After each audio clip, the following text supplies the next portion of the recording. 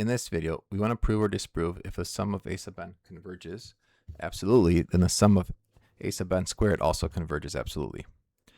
So this statement is actually true, and we're going to prove this. So this is the statement, which is a theorem.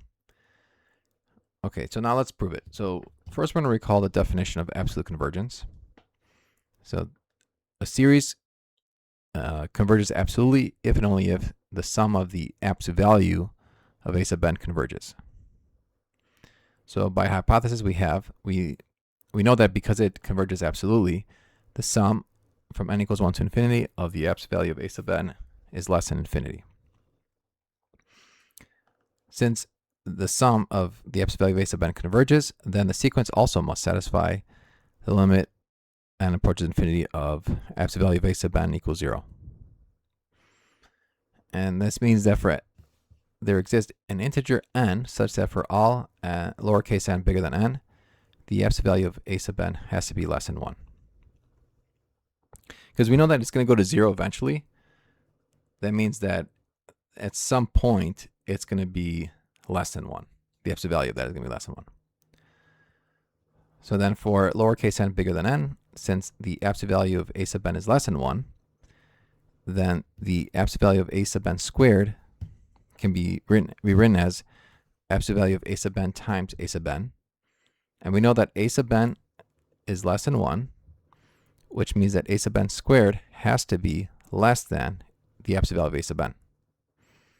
Because 1 times absolute value of a sub n is the absolute value of a sub n. And to see why this holds even when the absolute value of a sub n is greater than or equal to 1, well, we see that if the absolute value of a sub n is less than 1, then the square of it is going to be less than that. So that's obvious. That's what we just said. If it's equal to 1, then they're the same. So recall that we're saying it's less than or equal to. So this is the case where it's equal. But if the absolute value of a sub n is greater than 1, then it means that the absolute value of a sub n squared is greater than a sub n. So it's kind of like looking at, another way is looking at linear versus quadratic.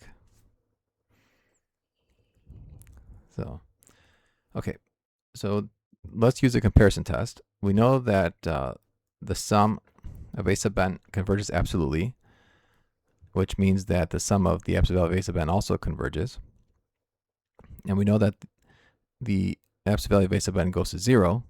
We can split this up. We can split up the series like this.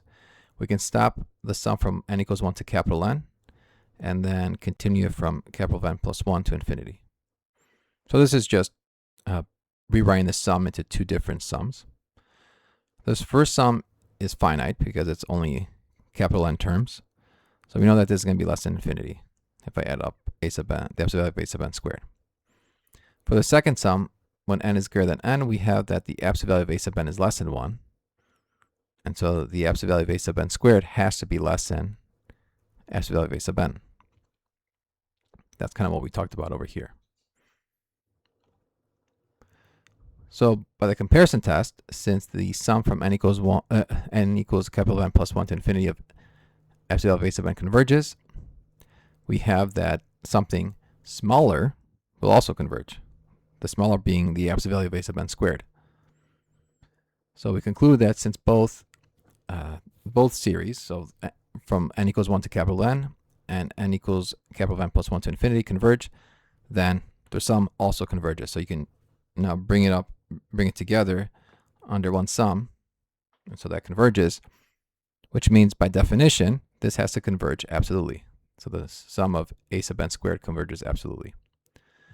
And so that completes the proof.